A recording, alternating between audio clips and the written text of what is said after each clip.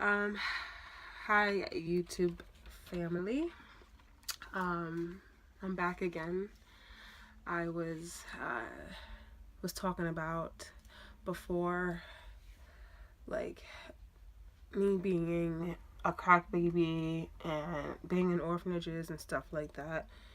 And this next video is gonna be about after I left the orphanage, where I went to. So it's Yum again. I'm back. I'm sorry, I've been sick. I don't know what I have. I work with people who have issues that have been in foster care, who have been abused, because I want to give back.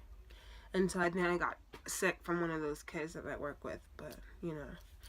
So, anyways, where I left off at was because nobody in the orphanage wanted my brother and I, which his name is Jabril. I'm Yum Yum, you know. My name is Jamila Latifa. It's Arabic, but everyone calls me Yum Yum, so just stick with Yum Yum. The state took us, and somehow we were paired together. And I'm so glad we were paired together because I wouldn't have been able to be in those homes alone. I mean, I was in 14 foster homes. That's a lot of homes, not including group homes, not including RTFs, not including being out on the streets, living in cardboard boxes, eating cockroaches because we were hungry. I mean, we had it rough. But I'm not gonna sit here and tell you about all the 14 foster homes that we were in because we'll be here forever. I'll just tell you a little bit of a couple of them. There was a couple of foster homes where they would use food as punishment. So a lot of the times, we wouldn't get fed. And if we would get caught with candy wrappers or food wrappers, we'd get beat. Other foster homes would keep us in the basement, lock us up, chain us up. Certain other foster homes would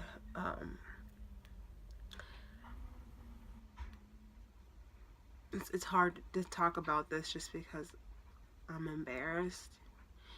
It happened to me whenever I was living with remember we talked about how my biological parents are my donors and the abuse I went through, the sexual abuse. That stuff happened in foster care as well. So, you know, it was still happening in foster care. So it's kind of like if I stay with my parents, you know, I'll be having that happen to me there, and if I'm in foster care, it'd be happening to me there. So it was like a no-win situation. But I had my brother, and we got close. Each home we went to, we got closer and closer because we had each other. There were times when, you know, we were close to death. I got strangled before because I went into the refrigerator. This one foster home we were in, they had separate refrigerators. One for the foster kids, one for the real family. Separate furniture. One for the foster kids to sit on, one for the real people. We were considered like we were diseased. Like, they didn't look at us as human beings. They looked at us as a paycheck. And as inhumane, we weren't human.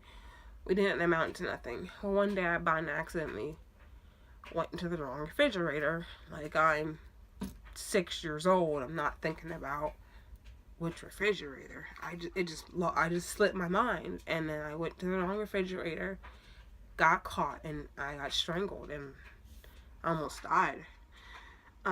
So, I mean, like I said, I can't tell you everything. We'd be here for days if I told you everything that went on in those foster homes.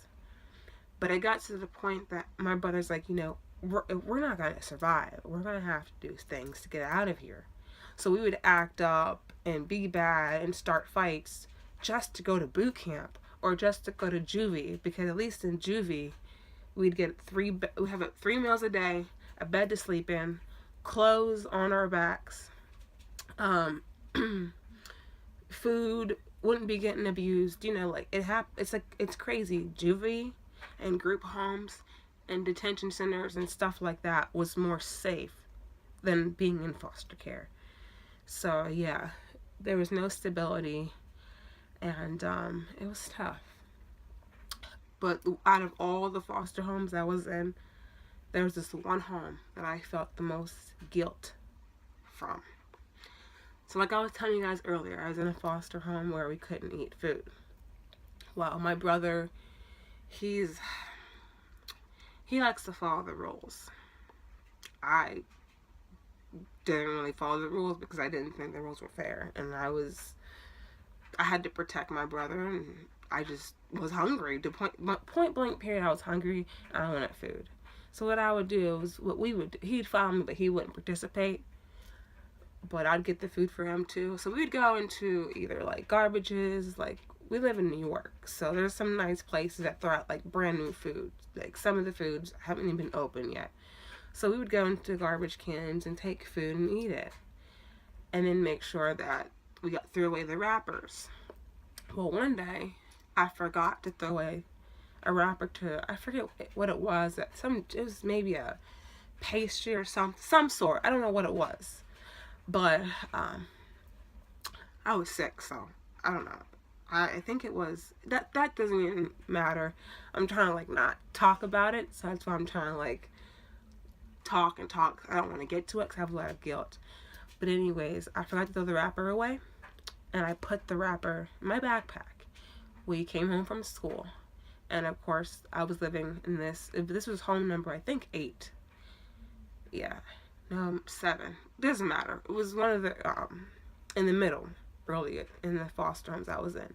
So basically, they search our backpacks just to make sure we don't have any money or food or anything like that. And I forgot to take out the wrapper. And my foster dad looked at me and he said, "Where'd you get this from?" And I was like, "The garbage." He's like, you ate food, right? I was like, yeah, like I'm not gonna lie, I got caught busted, you know what I mean? And I was ready to take my consequence. And so my foster brother got 5 of his sons, grown sons that for whatever reason still live there. And he said, okay, it's time to get punished. So he dragged me up the stairs with these 5 grown sons of his. And my brother was like, why are all these men taking my sister upstairs? My brother was like, what's going on? And they said she disobeyed us. She knows the rule, no food. She had a wrapper in her backpack, so she has to get punished. And he's like, I don't know what's going on, but I'll take the punishment for it. You know, I will do that. There's no way you guys are going to punish her. And I begged and begged, and I said, Jabril, like, this is not your fault. I was the bad person. I was sneaky. I took the food. You know, this is my consequence. So therefore, I have to endure whatever is going to happen to me. He literally threatened to kill himself. And that's when I was like, fine, whatever. Because I didn't want him to kill himself. And so it was tough for me to have him take my punishment. I'm pretty sure you guys know what the punishment was.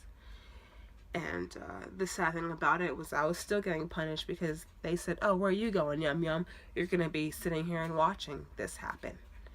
And watching my brother, who was at the time 8 years old, get gang raped by our foster dad and 5 of his grown ass sons rape my brother, gang rape him, and I had to sit there and watch it and couldn't do nothing about it. It killed me. It killed me to my core. I mean, to this day, my brother was never able to go to the bathroom properly. They tore his insides out. And I blame myself every day. There was another time whenever he was able to get adopted. They wanted boys. This is a different scenario. They wanted boys, and there's this rich white family in Texas, very filthy rich, that wanted boys. And Jabril said, no, if I can't take my sister with me, I ain't getting adopted. And I said, listen, Jabril, you'll have a better life. I'll be okay. Just go. You don't deserve to live like this. He's like, we're in this together.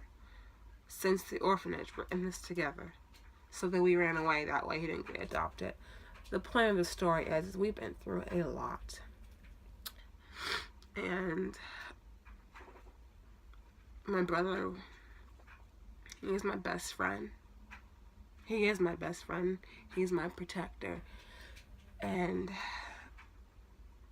I don't think I would have been able to live without him, because I was committing suicide all the time, attempting suicide all the time.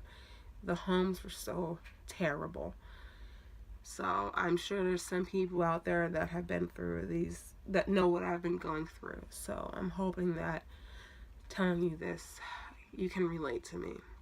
Now we're going to fast forward to adulthood. My brother, he's older than me, obviously, so he was able to age out the system before I was.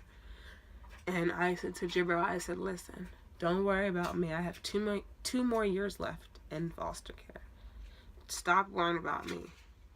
I want you to do something. You're a black man that came from nothing. You prove everybody wrong. You go to college. You get married. You get a good job. You do everything you have to do to prove that you can come from nothing and be abused and be somebody. And I'll be okay on my own. And he did just that. My brother, when he turned 18, he got not one, not two, but 3 college degrees. And he owned 2 businesses, and he had a different business on the way that he was working on for like people who've got like a felon program to help felons and stuff out. He had 2 beautiful kids, Talia, my niece, and Malik, my nephew. And he got married. So he did what I told him to do. And then I turned 18. I wanted to leave him alone. I didn't want to bother. I feel like I robbed him from getting adopted. I feel like he had to get raped because of me. I struggled. I'm not gonna lie. When I got out of foster care, I was homeless. But I didn't want to tell my brother that, because I know he would want to save me. All I knew is I wanted to go to college. So I was going to college, living on the streets. At this point, I left New York because I just couldn't, too many bad memories. So I went to Penn State in Pennsylvania. And I ended up being in this relationship for 4 years where this man beat the crap out of me over and over and over again. But I didn't tell my brother because I didn't want to be a burden on him. I know he would probably kill this man, so I kept it a secret. He eventually found out because the guy almost killed me. He was stationed in California. We were driving. I was driving. And I was in the process of saying, enough's enough. Like, I'm not going to say his name, but let's just say his name is Billy. I said, Billy, like, I'm done with you. And so as I was driving to take him back to the barracks, he choked me out so bad. And we ended up hitting a tree. Next thing I know, I wake up in the hospital. My emergency contact is, who else? My brother. And that's how he found out. He couldn't even believe it. He's like, there's no way my sister would ever be with someone like that.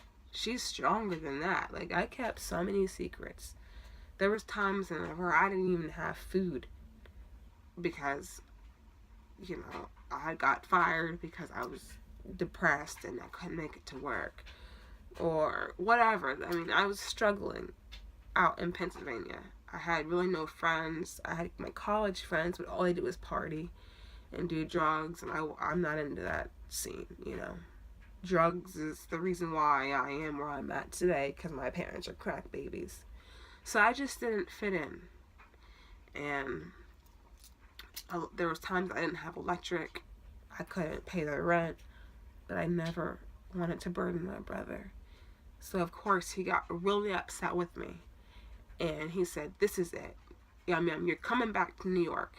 You already graduated from college with your 2nd degree. You have no reason still being in Pennsylvania. I do not trust you anymore. So you're coming back. So he flew me from California, where I was at in the hospital when I got discharged, back to New York. And we were talking about, I was going to let him know everything I've been through. I want to be honest with him. And I decided, let's go to the park. Let's talk about this. Let's go to the park. And I should never have done that. I should have just talked to him in his house.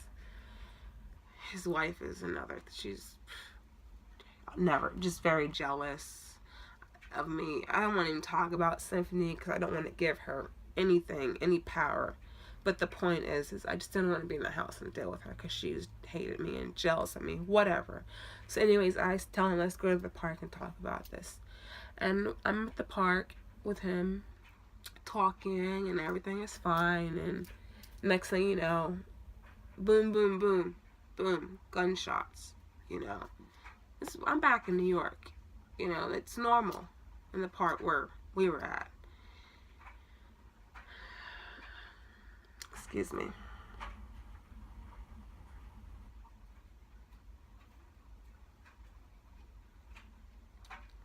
Okay. So,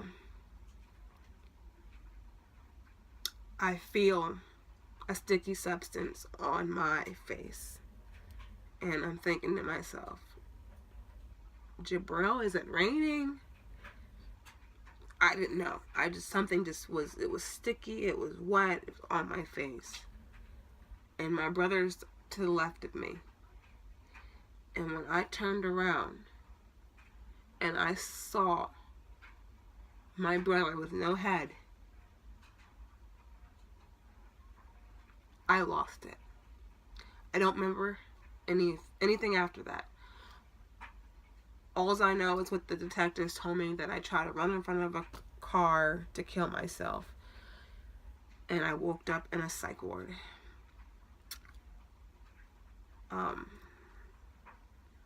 So yeah, my brother, at the age of 28 years old, with 2 little kids,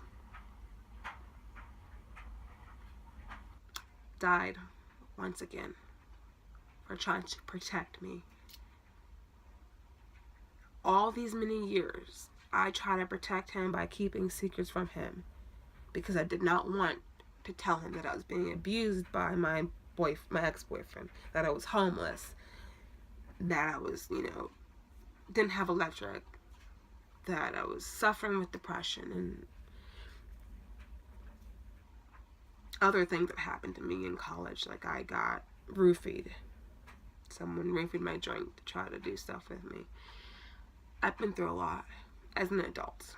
You think, oh, when you turn 18 years old, things get easier, but it got harder. But I wanted to protect him. And even though I had good intentions, in the end, I didn't protect him. I felt like I killed him. And I'm sorry, but I'm going to have to end this video right now, only because I'm getting really upset. It's been really hard for me to even want to even talk about this stuff, but like I said, I'm not doing this for me. I'm doing this for you guys out there who have been through similar stuff. If I didn't care about helping people, I wouldn't be doing this. I really wouldn't be doing this because it's very painful to relive all this stuff. This just happened. My brother just got murdered a few months ago. Okay, this is not something that just happened like years ago. This is so fresh. So, I haven't even done the grieving process yet. I'm still in the denial process. So, I'll come back to you guys later. And I will explain to you what happens after. But right now, I cannot keep talking about this anymore. Because I will break down. And, yeah. So, thank you for listening to me, and I'll be back again with the rest of my story. But I will do anything to help.